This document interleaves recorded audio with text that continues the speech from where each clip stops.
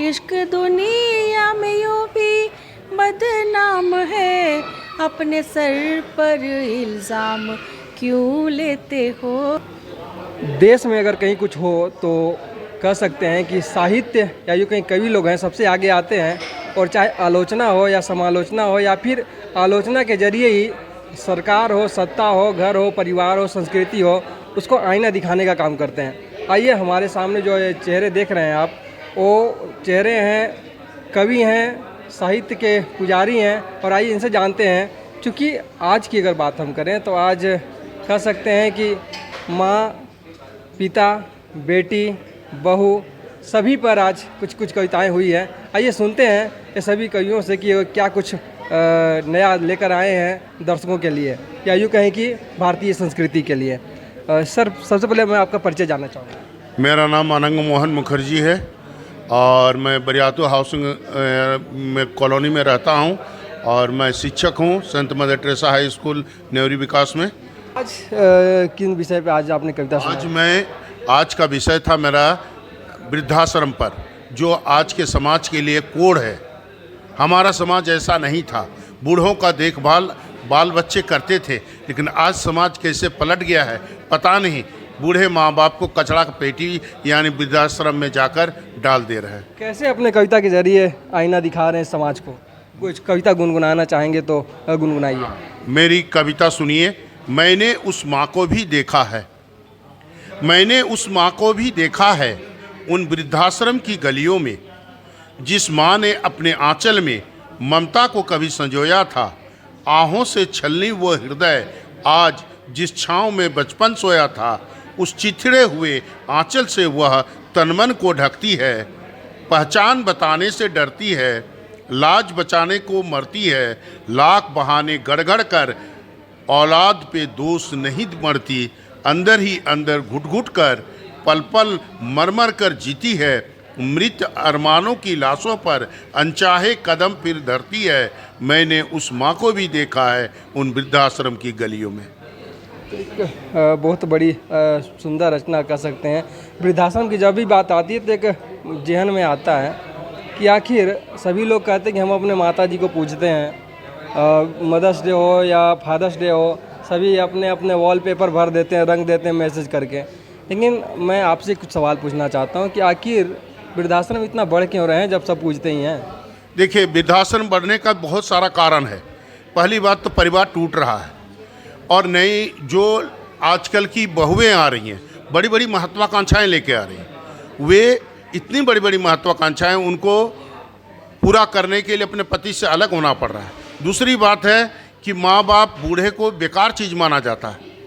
अगर माँ बाप संपत्तिशाली है तो उसको रखेगा, लेकिन अगर गरीब है, किसी तरह से बाल बच्चा को बड़ा किया है, उसको कभी भी बहू और बेटा दोनों ही स्वीकार नहीं कर रहे हैं। तो महत्वाकांक्षा के आगे वृद्धाश्रम बढ़ रहे हैं। एकदम महत्वाकांक्षा। धन्यवाद सर। अब आइए, कह सकते हैं कि जिनकी बहू और बहू के ऊपर कविता लिखे हैं, अभी हमने सुना कहीं जानते ही नहीं से। अच्छा, आपकी बहू ज़्यादा महत्वाकांक्षी नहीं ना है? नहीं, मेरी बहू बहुत प्यारी है, बहुत अच्छी है, हमें बहुत सम्मान देती है। इसीलिए मैं उसके बारे में आज बहुत प्यारा सा एक कविता बोली कि जब वो आई मेरे आंगन तो ऐसा लगा कि मेरा ही अक्स उसके चेहरे में हमको दिखा, और बहुत ही प्यारी है मेरी बहू। कुछ चार लाइन अगर गुनगुनाना चाहें उस पर। पायल है छनकाती, चूड़ियाँ हैं खनकाती, जब वो उतरी मेरे आंगन, दिखा मुझे उसके चेहरे में अपना ही आनंद। लगी कोई मूरत है पावन, लगी कोई मूरत है पावन। कभी वो देख रही थी मुझे, कभी मैं भी देख रही थी उसे बड़े प्यार से निहार। जैसे दिल से बोल रही हो वो, मैं तेरी हूँ बिटिया बनूँ, तू मेरी है माँ, तू मेरी है माँ। दे रही थी मैं भी आशीष उसे, होके निहाल, होके निहाल।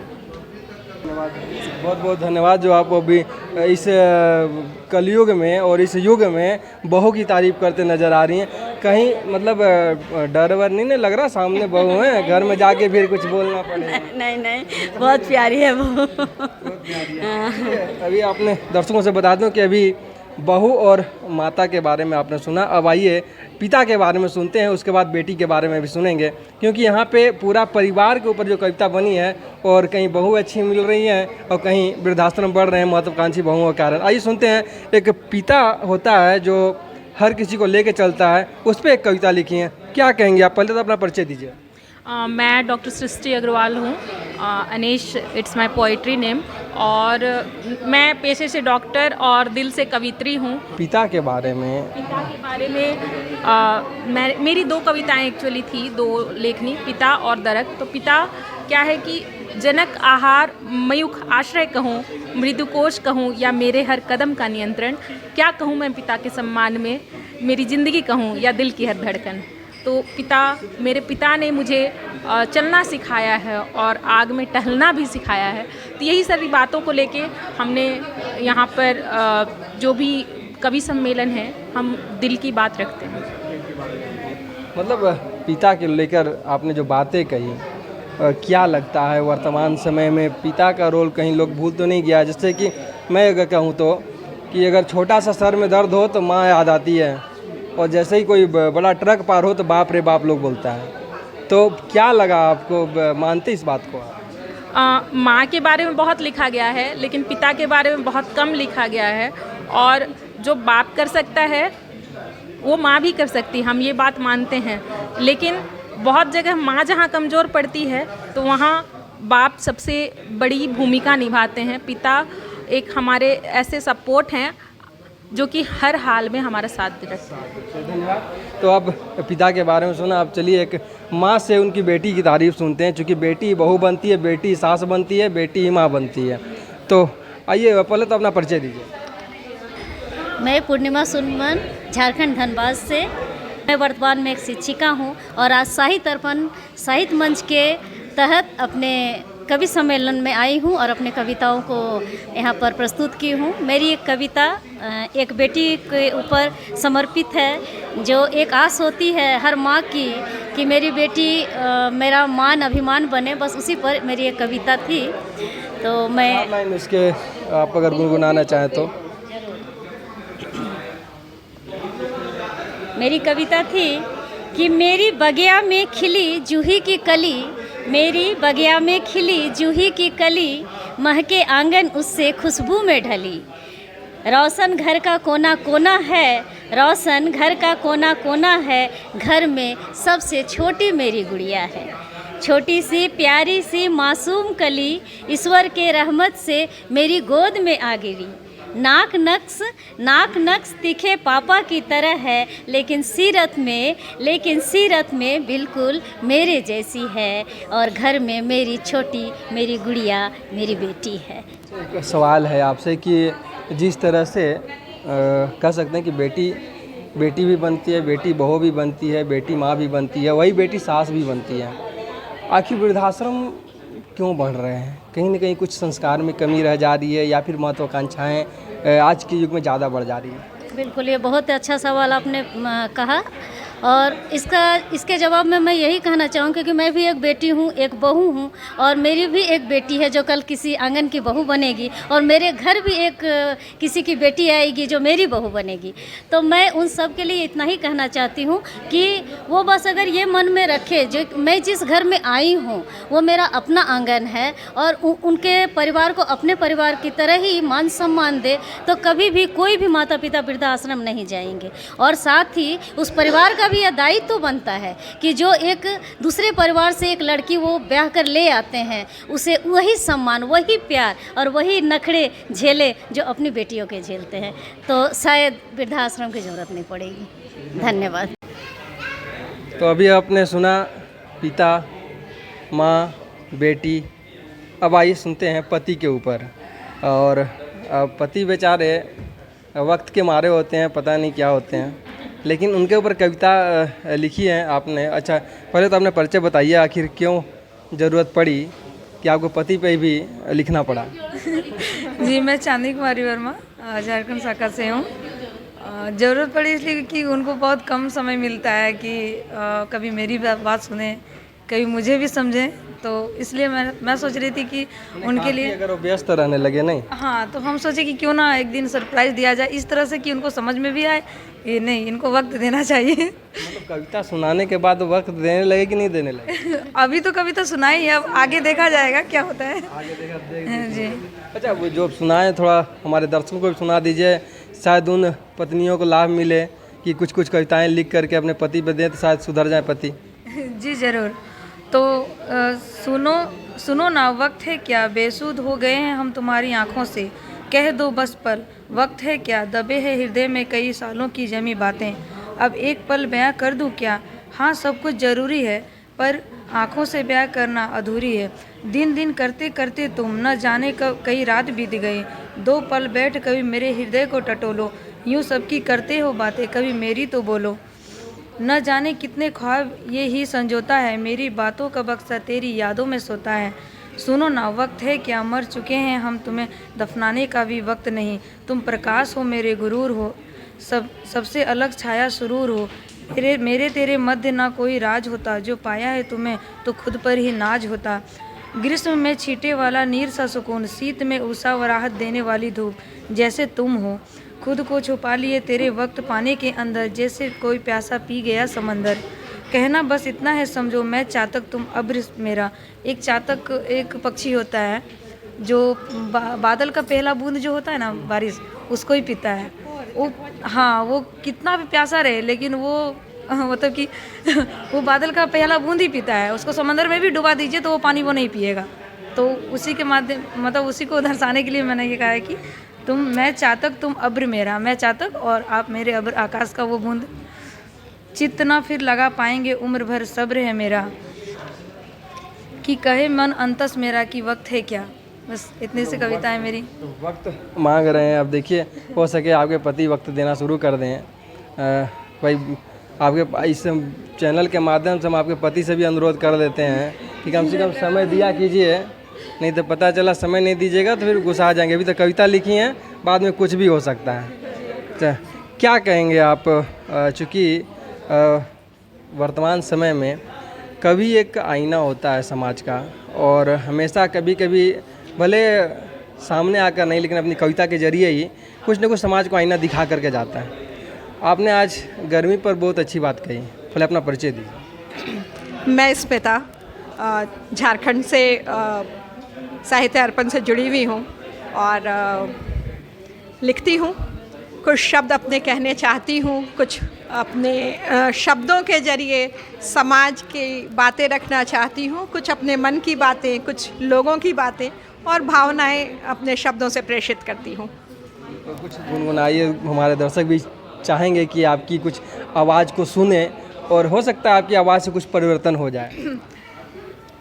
वन जंगल को काट कर कंक्रीट जंगल बोए, वन जंगल को काट कर कंक्रीट जंगल बोए, रहेगा ना कोई पेड़ फिर सांस को फिर क्यों रोए, सांस को फिर क्यों रोए। और एक आपने अच्छा, हम जब आए थे तो एक अच्छा कविता गुनगुना रहे थे आप की एक शेर कहना चाहूँगी कि मौत के बाद भी रहूं जिंदा, मौत के बाद भी रहूं जिंदा, इस पिता छोड़ कुछ निशान ऐसे, हर्फ बाहर्फ पढ़ा है अब तक, किताबें जिंदगी मैंने तुझे। धन्यवाद। आइए, और यहाँ पे कविता मंच संचालन आप बहुत अच्छा कर रहे थे, और अगर मंच संचालन करते करते आपने बहुत सारी कविताएं सुनी, बहुत सारी कविताओं को सुना आपने, आप भी अपनी एक कविता सुनाई थी, क्या कहेंगे उस कविता लिखने के पीछे कुछ रीज़न है क्या? सबसे पहले तो जोहार, नमस्कार और प्रणाम। मैं शीलू मेघा अपना छोटा सा परिचय देना चाहूँगी। मैं झारखंड शाखा की सचिव और अध्यक्षा हूँ और आज यहाँ पहली बार रांची इकाई में ऑफलाइन कार्यक्रम हुआ जो सभी रचनाकार सभी रचनाकारों ने बहुत अच्छी रचनाओं से इस मंच को सजाया और मैंने भी कुछ रचना पढ़ी थी और उससे पहले मेरे हस्बैंड भी मेरे साथ में आए हैं तो मैं 2 लाइनें मैं उनके लिए भी बोली हूँ। तो मैं वो बोलना चाहूँगी कि लोग कहते हैं प्यार करने की कोई उम्र नहीं होती। लोग कहते हैं प्यार करने की कोई उम्र नहीं होती। उनका ख्याल आया और हम भी अपनी उम्र भुला बैठे। और मैंने नागपुरी सॉन्ग की भी नागपुरी फिल्म के लिए भी मैंने गाने लिखे हैं। तो नागपुरी की बात कर रहे हैं आप, तो नागपुरी के जो गाने लिखे हैं उसके कुछ 4 लाइनें आप सुना दीजिए। वो एक्चुअली में मैंने हिंदी में लिखा है लेकिन उसको मैंने डब कराया है, तो यहाँ तो मैंने हिंदी में ही गुनगुनाया था। तो ओ सावरे जब जब तुझको मैं देखती हूँ होश उड़ जाते मेरे, पास मेरे जब होते हो सारी दुनिया भूल जाती हूँ, सारी दुनिया भूल जाती हूँ। तो माँ बाप, पिता, पति, सभी बहू, सभी के ऊपर कविताएं तो बनी, लेकिन आपने एक माहौल में जो अलग सी बात ला दी है। तो ऐसे में हम आपसे जानना चाहेंगे उस कविता के बारे में, उस कविता के 4 लाइन सुनना चाहेंगे। क्या है कि जितना भी लोग रहते हैं ना, थोड़ा सा सीरियस होने के बाद सोचते हैं कुछ तो प्यार मोहब्बत की बातें भी हो जाए। तो आपने गुनगुनाई है कुछ 4 लाइन जो हमारे दर्शकों को सुना सकें। जी एक तो कि कहते हैं कि इश्क मोहब्बत बहुत जितना खूबसूरत है तो उतना ही इश्क बदनाम भी हो जाता है। तो इश्क बदनाम क्यों है और जो मोहब्बत का दर्द है कुछ वैसे ही इन पंक्तियों में पिरोया है मैंने। ख्वाबों से मेरे क्यों चले जाते हो, ख्वाबों से मेरी क्यों चले जाते हो, यादों से मेरी दगा क्यों कर जाते हो। और अभी मैंने कहा इश्क बदनाम हो जाता है कभी कभी। इश्क दुनिया में यूं भी बदनाम है, इश्क दुनिया में यूं भी बदनाम है, इश्क दुनिया में यूं भी बदनाम है, इश्क दुनिया में यूं भी बदनाम है। अपने सर पर इल्ज़ाम क्यों लेते हो, अपने सर पर इल्ज़ाम क्यों लेते हो। धन्यवाद। तो दर्शकों देखा आपने, इश्क बदनाम है इसलिए इल्ज़ाम न लें, और अगर इसे करना है तो देश से करें और अपने माँ बाप से करें, अपने भाई बहन से करें, अपने परिवार, अपनी समाज, अपनी संस्कृति से करें। हालांकि राष्ट्रीय जयंती जी हैं और कवियत्री हैं, साथ में भाजपा नेत्री भी हैं, तो ऐसे में इनका महत्व ज़्यादा बढ़ जाता है इन सब चीज़ों पर, और हमेशा ये अपने कविता के जरिए समाज को आईना दिखाते आए हैं।